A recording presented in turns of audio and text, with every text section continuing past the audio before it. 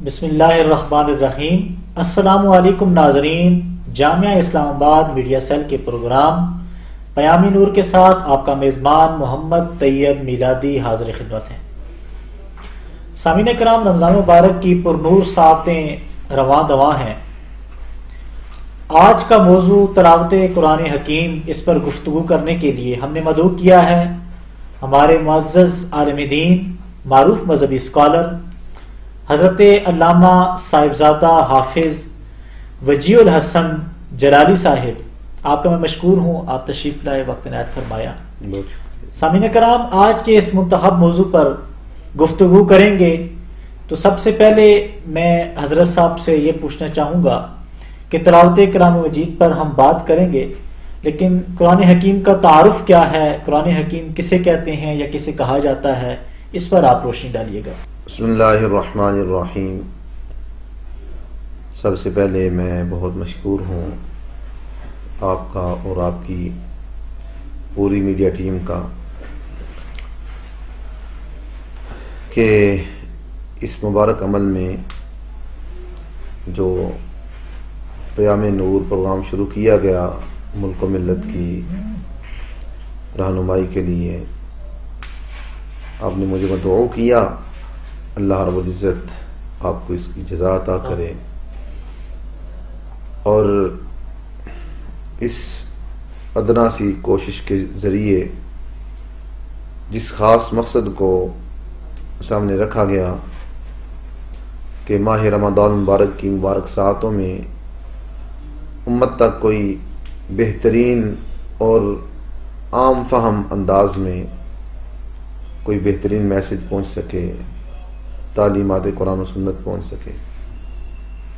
آج کا موضوع چونکہ قرآن پاک ہے، سب سے پہلی چیز یہ کہ قرآن حکیم وہ روشن کتاب ہے کہ جس کے اندر معانی اور معارف اور بہت ساری لازوال حکمتیں اس میں مضمر ہیں،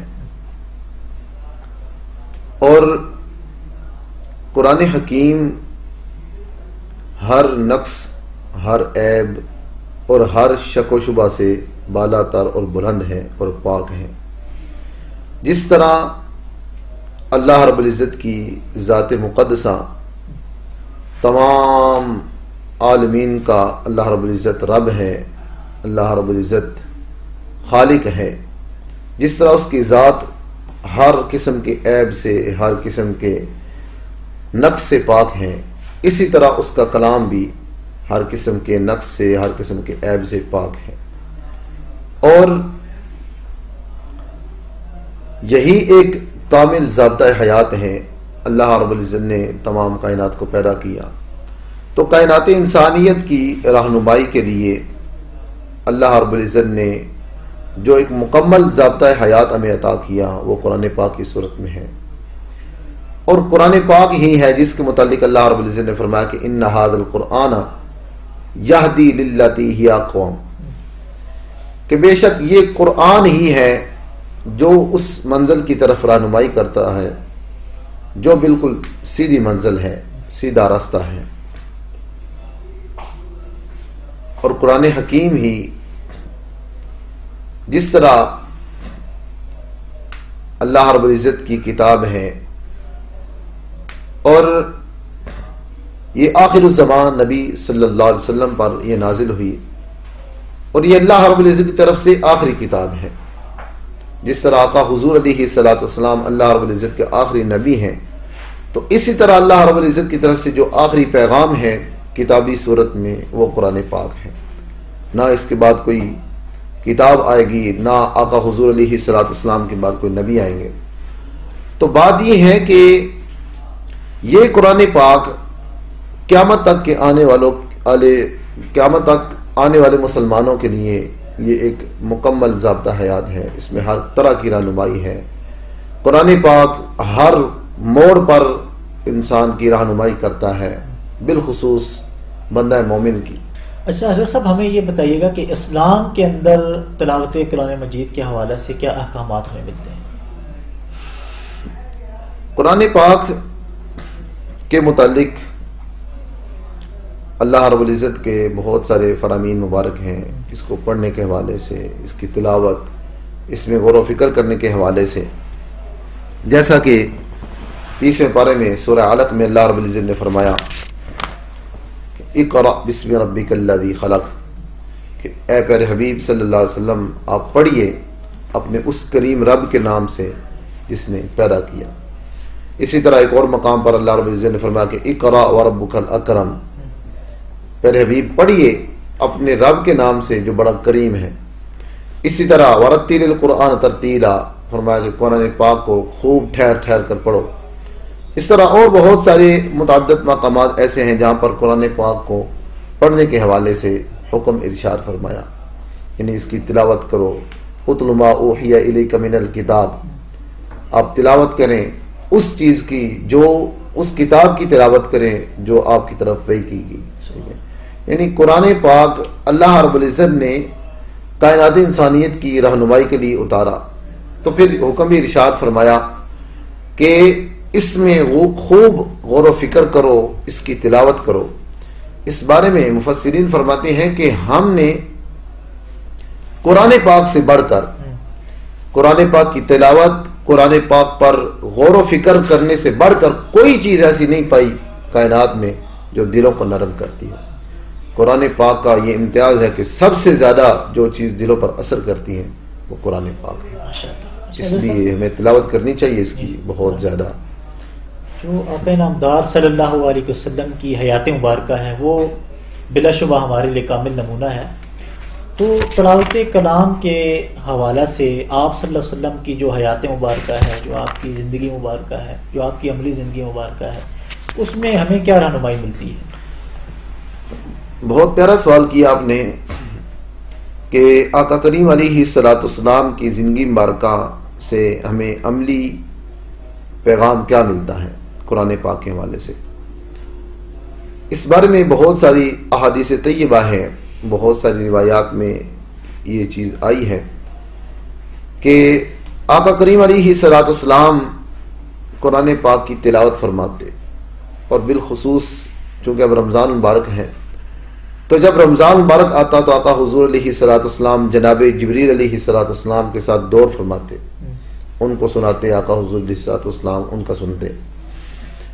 اور قرآن پاک کی تلاوت کے حوالے سے جہاں تک بات ہے کہ آقا حضور علیہ الصلوۃ والسلام نے فرمایا کہ جس نے الف لام میم پڑھا تو فرمایا کہ ایسا نہیں کہ اس کو صرف 10 نیکیاں ملیں گی، بلکہ فرمایا کہ الف حرف و لام حرف و میم حرف، یہ الف لام میم فرمایا کہ یہ 3 علیحدہ علیحدہ حرف ہے، جو شخص یہ پڑھے گا تو اس کو اللہ رب العزت 30 نیکیاں عطا کرے گا۔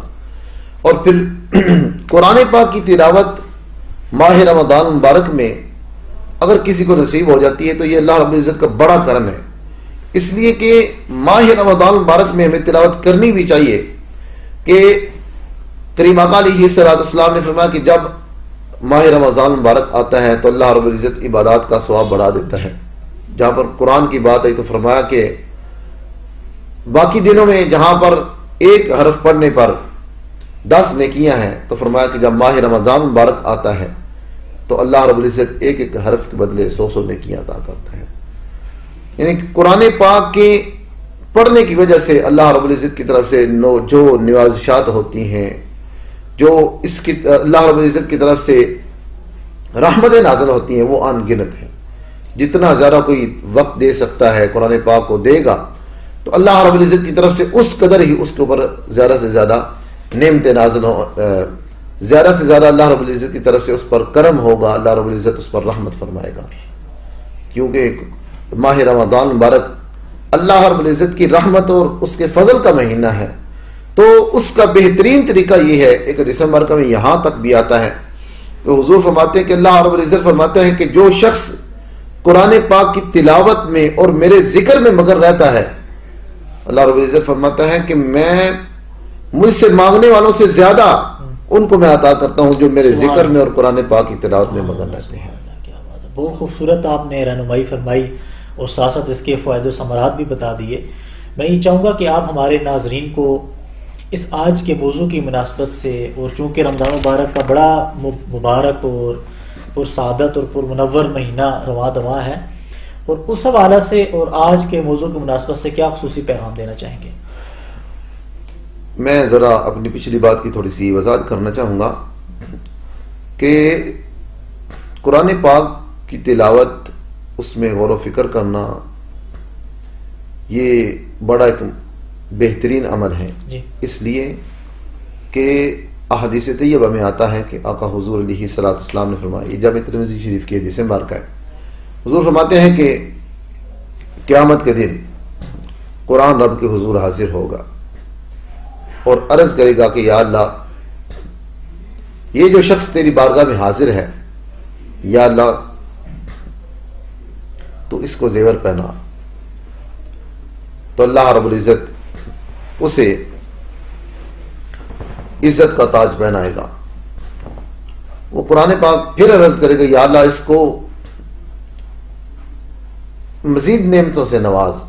تو اللہ رب العزت اس کو عزت و بزرگی کا اس کو لباس پہنائے گا۔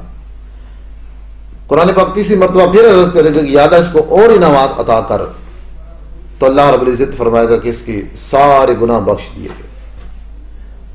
آقا کریم علیہ الصلوۃ والسلام فرماتے ہیں کہ پھر قرآن پاک ایک دفعہ پھر اللہ کے حضور عرض کرے گا کہ یا اللہ، اس نے مجھے پڑھا ہے، اسے اور اس پر کرم فرما۔ تو اللہ رب العزت فرمائے گا کہ قرآن پڑھتا جا اور جنت کے درجات کو طے کرتا جا۔ اور اللہ رب العزت فرمائے گا کہ جہاں پہ قرآن پاک کی آخری آیت مرکہ مکمل ہوگی، وہ تیرا درجہ ہوگا، وہ تیرا مقام ہوگا۔ اور اسی طرح ایک اور حدیث مبارکہ کہ فرمایا کہ قیامت کے دن اللہ رب العزت قرآن پاک پڑھنے اور اس پر عمل کرنے والے کے والدین کو اللہ رب العزت ایک ایسا تاج پہنائے گا کہ جس کی دنیا کے سورج سے روشنی زیادہ بھی ہوگی اور حسین بھی ہوگی۔ حضور فرماتے کہ تمہارا کیا خیال ہے؟ ایک حدیث مبارکہ میں یاد آتا ہے کہ فرشتے اللہ سے عرض کرتے ہیں یا اللہ، یہ کون لوگ ہیں جن کو اتنا بڑا مقام، اتنا بہترین، اتنی عزت کے ساتھ نوازا گیا؟ کیا یا اللہ یہ انبیاء ہیں یا صدیقین ہیں یا شہداء ہیں؟ تو اللہ رب العزت فرمائے گا کہ نہیں، یہ نہ انبیاء ہیں اور نہ ہی صدیقین ہیں، نہ شہداء ہیں، بلکہ یہ وہ خوش قسمت لوگ ہیں جنہوں نے اپنی اولاد کو قرآن پاک کی تعلیم دی، قرآن پاک پڑھایا، قرآن پاک پر عمل کرنا سکھایا۔ تو حضور فرماتے ہیں کہ ذرا سوچو تو صحیح، اس حدیث مبارکہ کے الفاظ حضور فرماتے ہیں ذرا سوچو تو صحیح کہ جنہوں نے اپنے بچوں کو قرآن پاک پڑھایا ان کا یہ مقام ہے، تو جنہوں نے خود قرآن پڑھا اور قرآن پاک پر عمل کیا ان کے مقام کا کیا عالم ہوگا۔ یعنی قرآن پاک کو پڑھنے سے، قرآن پاک پر عمل کرنے سے اللہ رب العزت کی طرف سے جو نوازشات ہیں کہ احادیث میں آتا ہے کہ حضور فرماتے ہیں کہ قیامت کے دن قرآن پاک شفیع بن کر آئے گا۔ اور ایک حدیث مبارکہ میں یہ بھی آتا ہے کہ آقا حضور علیہ الصلوۃ والسلام نے فرمایا کہ بہترین عبادت میری امت کی وہ تلاوت قرآن پاک۔ اس لیے ہمیں چاہیے کہ ماہ رمضان مبارک کو ہم غنیمت جانیں۔ ہم دیکھ سکتے ہیں، ہم اپنے ارد گرد دیکھیں تو بہت سارے ایسے لوگ جو پچھلے رمضان مبارک میں ہمارے ساتھ تھے، ہمارے دوست احباب، ہمارے رشتہ دار، ان میں سے بہت سارے اس دنیا سے چلے گئے۔ عین ممکن ہے کہ جب اگلی دفعہ رمضان آئے ہمیں بھی رمضان نصیب نہ ہو، موت کا کوئی وقت نہیں ہے۔ تو جو بہترین عمل قیامت کے دن کام آنے والا ہے وہ تلاوت قرآن پاک ہے۔ آج یہی وجہ ہے کہ امت مسلمہ ذلیل و خوار ہے۔ علامہ اقبال نے کہا کہ وہ معزز تھے زمانے میں مسلمان ہو کر، وہ معزز تھے زمانے میں مسلمان ہو کر، ہم خوار ہوئے تارک قرآن ہو کر۔ آج امت جہالت کی طرف جا رہی ہے، تو اس کا مین سبب اور وجہ یہ ہے کہ امت نے اس ضابطہ حیات کو پڑھنا چھوڑ دیا، اس قرآن پاک کو پڑھنا چھوڑ دیا کہ جس میں اللہ رب العزت نے قیامت تک کے مسلمانوں کے لیے رہنمائی رکھی تھی، ہدایت رکھی تھی۔ اللہ رب العزت ہم سب کو قرآن پاک کی تلاوت کرنے کی، اللہ رب العزت قرآن پاک پر عمل کرنے کی توفیق عطا فرمائے۔ اس لیے کہ اس صورت میں ہی علماء نے لکھا ہے، مفسرین نے لکھا ہے کہ قرآن پاک ایک ایسا مکمل ضابطہ حیات ہے کہ اسی میں انسان کی نجات ہے۔ کوئی بندہ تب تک مسلمان نہیں ہو سکتا جب تک وہ قرآن پر عمل پیرا نہیں ہوتا. اللہ رب العزت ہم سب کو توفیق عطا. آمین. بہت شکریہ آپ کا، جزاک اللہ. آپ نے بڑے خوبصورت انداز میں ہمارے ناظرین کی اس اہم موضوع پر رہنمائی فرمائی ہے. دعا ہے اللہ رب العزت جو کچھ بھی سنایا گیا اللہ رب العزت ہمیں اس پر عمل کی توفیق عطا فرمائے. آمین آمین.